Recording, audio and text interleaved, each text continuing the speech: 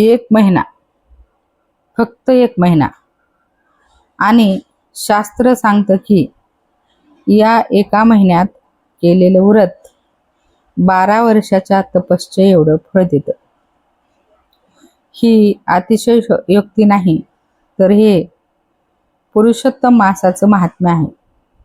पण हे व्रत नक्की कसं करायचं, कोण करू शकतं, कोणते नियम पाळायचे आणि चुकीच्या पद्धतीने केलं तर काय होतं, आज मी तुम्हाला सांगणार आहे. पुरुषोत्तम मासाचे शास्त्रानुसार व्रत संपूर्ण पद्धत. पुरुषोत्तम मास म्हणजे भगवान विष्णूचा स्वतःचा महिना. या महिन्यात केलेली भक्ती, दान, उपवास सामान्य महिन्यापेक्षा कितीतरी पटीने अधिक फळ देतं. विष्णू पुराण आणि देवी भागवतात सांगितलं की या महिन्यात व्रत केलेल्या भक्ताला पुत्र, धन, आरोग्य, मोक्ष सगळं मिळतं. पण हे व्रत योग्य पद्धतीने केलं तरच. चुकीच्या पद्धतीने केलेलं व्रत निष्फळ ठरतं. म्हणूनच आज आपण शिकूया संपूर्ण पद्धत, संपूर्ण नियम आणि संपूर्ण विधी. व्रत कोण करू शकतं हे तुम्ही सर्वात आधी जाणून घ्या. स्त्रिया, विवाहित स्त्रिया हे व्रत करू शकतात. पतीच्या दीर्घायुष्यासाठी, कुटुंबाच्या समृद्धीसाठी. विधवा स्त्रियाही हे व्रत आत्मकल्याणासाठी, मोक्षासाठी करू शकतात. अविवाहित मुली सुद्धा हे व्रत योग्य जीवनसाथी मिळवण्यासाठी करू शकतात. आता पुरुषही हे व्रत व्यवसाय वृद्धी, कुटुंब कल्याण आणि आत्मशुद्धीसाठी करू शकतात. वृद्धासाठी तर हे व्रत विशेष महत्त्वाचं आहे. मोक्ष प्राप्तीसाठी हे व्रत अत्यंत फलदायी आहे. तर महत्त्वाचं, जे शारीरिक दृष्ट्या उपवास करू शकत नाहीत ते मनाने व्रत करू शकतात. विष्णू नामस्मरण, भागवत पठण हेच त्यांचं व्रत आहे. शास्त्र सांगतं की भगवान मन पाहतो, शरीर नाही. व्रत सुरू करण्यापूर्वी काय करावं? व्रत सुरू करण्यापूर्वी काही गोष्टी तयार ठेवाव्या लागतात. व्रत सुरू होण्याच्या 1 दिवस आधी खालील गोष्टी करा.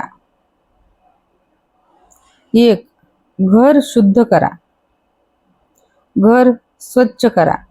सडा घाला, रांगोळी काढा. त्यामुळे घरात सकारात्मक ऊर्जा येते. भगवान विष्णूंना स्वच्छता अत्यंत प्रिय आहे. 2. पूजा साहित्य तयार ठेवा. तुळशी पान हे अत्यावश्यक. विष्णू पूजेत तुळशीशिवाय पूजा अपूर्ण आहे.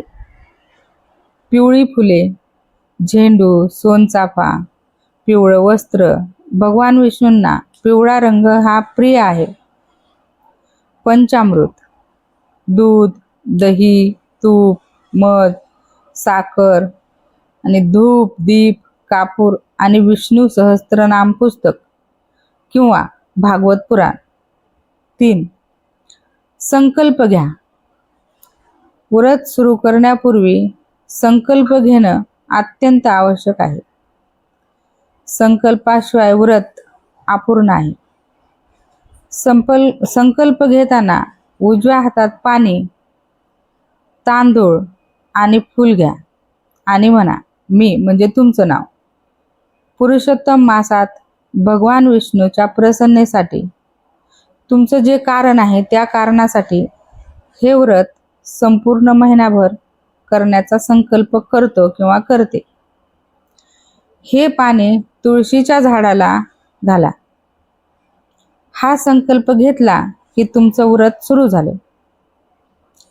आता दिवसभर काय करायचं आता सांगते. व्रताच्या प्रत्येक दिवशी काय करायचं हा दिनक्रम संपूर्ण महिनाभर पाळा. पहाटे उठायचं. ब्रह्ममुहूर्त पहाटे 4 ते 6 ब्रह्ममुहूर्तावर ओम नमो नारायणाय हे मनात म्हणत उठा. उठल्याबरोबर भगवान विष्णूचं नाव घ्या. नंतर स्नानापूर्वी म्हणा की गंगेच यमुने चैव गोदावरी सरस्वती नर्मदे सिंधू कावेरी जलस्मिन् सन्निधिम कुरु. स्नानानंतर स्वच्छ व शक्यतो विष्णूंना प्रिय पिवळे किंवा पांढरे कपडे घाला. पूजाविधी सकाळी 7 ते 8 विष्णूची मूर्ती किंवा फोटो समोर बसून दिवा किंवा धूप लावा. पंचामृत अभिषेक विष्णू मूर्तीला पंचामृताने स्नान घाला. पहिले दूध, मग दही, मग तूप, मग मध आणि शेवटी साखर. प्रत्येक वेळी म्हणा ओम नमो नारायणाय. तुळशीला अर्पण विष्णूंना तुळशी पान अर्पण करा. तुळशीशिवाय विष्णू पूजा अपूर्ण आहे. किमान 5 तुळशी पाने अर्पण करा. पिवळी फुले अर्पण करा. विष्णूंना पिवळा रंग अत्यंत प्रिय आहे. विष्णू सहस्त्रनाम पठण रोज विष्णू सहस्त्रनाम म्हणा. वेळ नसेल तर फक्त 108 वेळा ओम नमो नारायणाय म्हणा. हे सुद्धा पुरेसं आहे. आरती करा.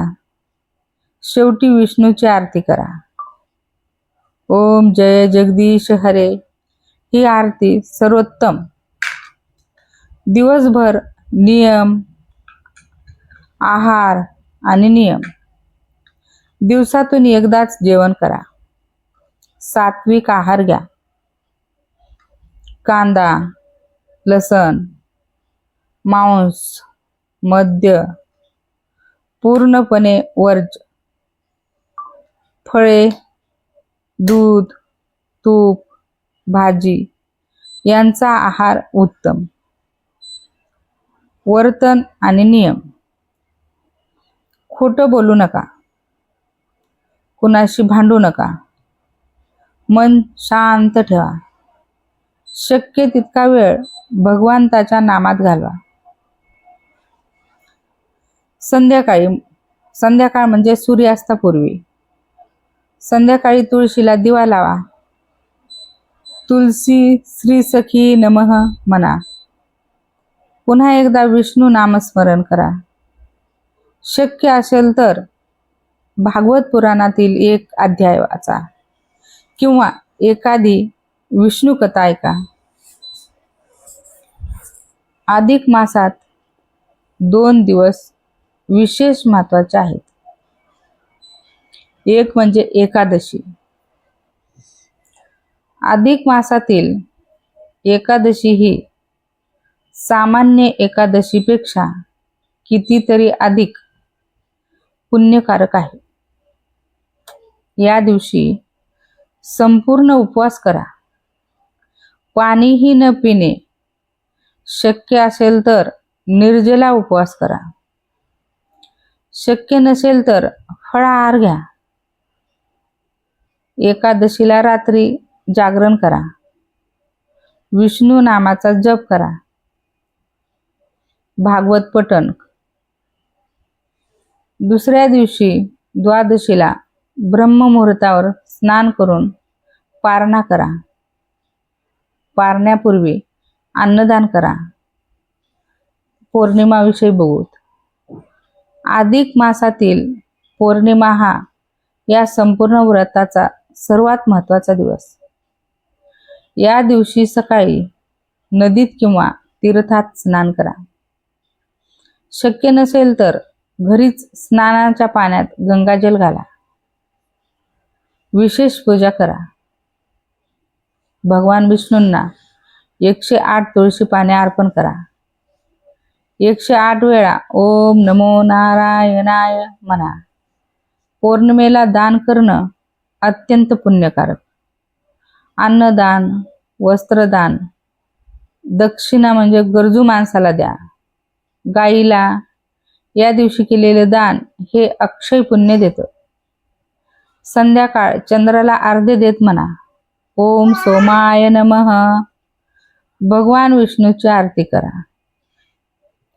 अधिक मासाच्या शेवटच्या दिवशी व्रताचं उद्यापन करायचं असतं. उद्यापन म्हणजे व्रताची सांगता.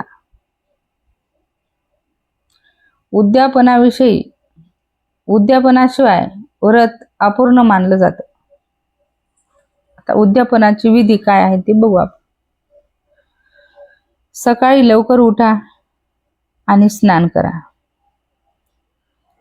पूजा मांडणी. विष्णूची मूर्ती किंवा फोटो पिवळ्या वस्त्रावर ठेवा. समोर तुळशी, फुले, दिवा, धूप मांडा. विशेष अभिषेक. या दिवशी पंचामृत अभिषेकाबरोबर गंगाजल ओम नमो नारायणाय म्हणत अभिषेक करा.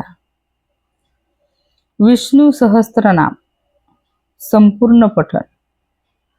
उद्यापनाच्या दिवशी विष्णू सहस्त्रनाम संपूर्ण म्हणा. तुळशीला प्रदक्षिणा. तुळशी वृंदावनाभोवती 108 प्रदक्षिणा घाला. प्रत्येक प्रदक्षिणेत ओम नमो नारायणाय म्हणा. आरती आणि प्रसाद. शेवटी आरती करा. कुटुंबातील सर्वांना प्रसाद द्या. उद्यापन झालं म्हणजेच तुमचं व्रत पूर्ण झालं आणि भगवान विष्णू प्रसन्न झाले. तर मित्रांनो, आज आपण शिकलो की पुरुषोत्तम मासाचे व्रत कसे करायचे. पूर्वतयारी. घर शुद्ध करा. पूजा साहित्य तयार ठेवा आणि संकल्प घ्या. रोजचा दिनक्रम. ब्रह्ममुहूर्तावर उठा, स्नान करा, पंचामृत अभिषेक, तुळशी अर्पण, विष्णू सहस्त्रनाम, आरती, सात्विक आहार, संध्याकाळी तुळशीला दिवा. तर विशेष दिवस एकादशी, निर्जला उपवास, रात्री जागरण, पौर्णिमा, नदी स्नान, दान आणि चंद्राला अर्घ्य. उद्यापन. शेवटच्या दिवशी विशेष पूजा, ब्राह्मण भोजन, तुळशी प्रदक्षिणा. हे व्रत करा मनापासून. भगवान विष्णू तुमची काळजी घेतीलच. हा व्हिडिओ उपयुक्त वाटत असेल तर आत्ताच लाईक करा, चॅनलला सबस्क्राईब करा, बेल कॉन दाबा, कारण अधिक मासाशी संबंधित आणखी व्हिडिओ येणार आहेत. हे व्हिडिओ तुमच्या घरातील प्रत्येकाला शेअर करा, कारण हे व्रत प्रत्येकाने करायला हवं. खाली कमेंटमध्ये सांगा, तुम्ही पुरुषोत्तम मासाचे व्रत करणार का? मी वाट बघते आहे तुमच्या उत्तराची. ओम नमो नारायणाय. हर हर महादेव.